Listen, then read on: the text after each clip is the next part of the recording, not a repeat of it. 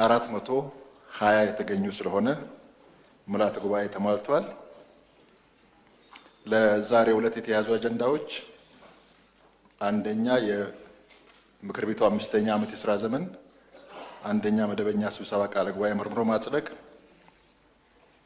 ሁለተኛ ክቡር ጠቅላይ ሚኒስትር ዶክተር አብይ አህመድ የኢትዮጵያ ፌዴራላዊ ዲሞክራሲያዊ ሪፐብሊክ ፕሬዝዳንት ክቡር ታዬ አጽቀሥላሴ መስከረም 26 ቀን 2018 ዓ.ም ለሕዝብ ተወካዮችና ለፌዴሬሽን ምክር ቤቶች የጋራ ስብሰባ ባደረጉት የመክፈቻ ንግግር ላይ ከምክር ቤት አባላት ለሚነሱላቸው ጥያቄዎች የሚሰጡትን ምላሽና ማብራሪያን በማዳመጥ የድጋፍ ሞሽኑን ማጽደቅ ናቸው። በዚህ መሰረት አጀንዳ 1 የምክር ቤቱ 5ኛ ዓመት የሥራ ዘመን አንደኛ መደበኛ ስብሰባ ቃለ ጉባኤ መርምሮ ማጽደቅ ነው። በአንደኛ መደበኛ ስብሰባ ቃለ ጉባኤ ላይ የሚቀርቡ እርማቶች ወይም ማስተካከያዎች ካሉ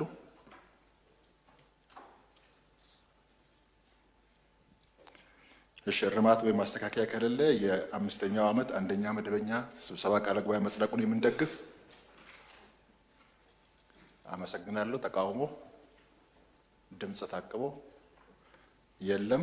ስለዚህ የምክር ቤቱ 5ኛ ዓመት አንደኛ መደበኛ ስብሰባ ቃለ ጉባኤ በሙሉ ድምጽ ጸድቋል። አጀንዳ 2 ክቡር ጠቅላይ ሚኒስትር ዶክተር አብይ አህመድ የፌዴሪ ፕሬዝዳንት ክቡር ታዬ አጽቀሥላሴ መስከረም 26 ቀን 2018 ዓ.ም ለሕዝብ ተወካዮችና ለፌዴሬሽን ምክር ቤቶች የጋራ ስብሰባ ባደረጉት የመክፈቻ ንግግር ላይ ከምክር ቤት አባላት ለሚነሱላቸው ጥያቄዎች የሚሰጡትን ምላሽና ማብራሪያ በማዳመጥ የድጋፍ ሞሽኑን ማጽደቅ ነው። ክቡር ጠቅላይ ሚኒስትር ዶክተር አብይ አህመድ የመንግስትን አቋም አስመልክቶ ከምክር ቤት አባላት ለሚነሱ ጥያቄዎች ምላሽና ማብራሪያ ለመስጠት በመካከላችን ስለተገኙ አመሰግናለሁ። ከዚህ በመቀጠል ጥያቄ ለማቅረብ ለተመዘገቡ የምክር ቤት አባላት እድል ሰጣለሁ።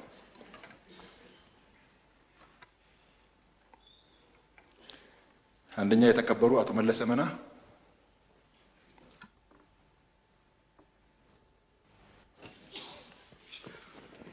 አመሰግናለሁ። የተከበረው አፈ ጉባኤ፣ ክቡር ጠቅላይ ሚኒስትር ዶክተር አብይ አህመድ ሁልጊዜም በመካከላችን ተገኝተው ለምናነሳቸው ጥያቄዎች ምላሽና ማብራሪያ ስለሚሰጡን በኢትዮጵያ ሕዝብ ስም ከልብ እያመሰገንኩ ጥያቄን እንደሚከተለው አቀርባለሁ።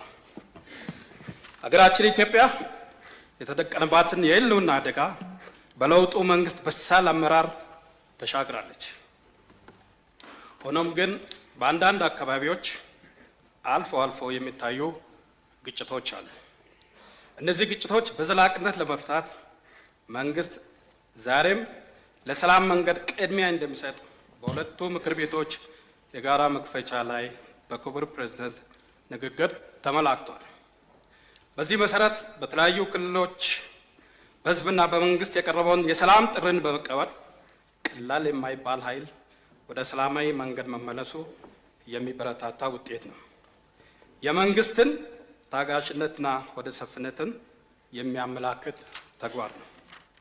ክቡር ጠቅላይ ሚኒስትር፣ አሁንም ቢሆን የህዝብና የመንግስትን የሰላም ጥሪን ባለመቀበል ከኢትዮጵያ ቋሚ ጠላቶች ጋር በማበር እና ተላላኪ በመሆን የባንዳነት ተግባራቸውን በመፈጸም የህዝብን ስቃይ በማራዘም የሚፈልጉና ኢትዮጵያን ለማዳከም ቀን ከሌሊት የሚሰሩ የጽንፈኛ ቡድኖች አሉ። በተለይም በአማራና በኦሮሚያ ክልሎች በአንዳንድ አካባቢዎች የሃይማኖት አባቶችን በመግደል ትምህርት ቤቶችን በማፍረስ ህፃናት እንዳይማሩ በማድረግ የህዝብን አገልግሎት ተቋማትን በማፍረስ እና በመዝረፍ የንጹሃን ዜጎች እገታ እና ሌሎች የጭካኔ ተግባራትን በመፈጸም ላይ የተሰማሩ ኃይሎችን ለመቆጣጠርና የመንግስትን ኃይል በብቸኝነት መጠቀም ህገ መንግስታዊ ኃላፊነት ተግባራዊ ለማድረግ እየተሰሩ ያሉ ስራዎች ላይ ተጨማሪ ማብራሪያ ቢሰጥ፣ እንዲሁም በዚህ ረገድ ከሰላሙ ወዳድ ማህበረሰብ ምን ይጠበቃል? አመሰግናለሁ። እናመሰግናለን። በመቀጠል የተከበሩ ጫላ ለሚ፣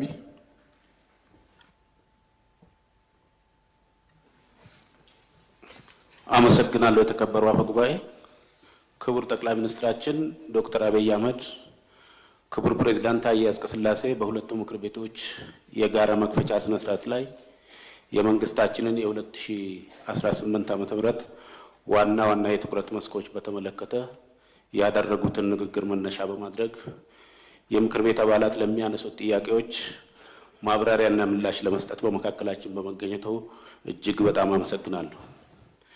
በክቡር ፕሬዝዳንቱ የሁለቱ ምክር ቤቶች የመክፈቻ ንግግር ላይ እንደተመለከተው እንደ ሀገር አዎንታዊና ዘላቂ ሰላም ለማረጋገጥ መንግስት ሰፋፊ ስራዎችን እየሰራ መሆኑ ግልጽ ነው። ከነዚህ ተግባራት ውስጥ አንዱ የፖለቲካ ባህሉን ለመቀየር የተጀመረው ስራ ነው።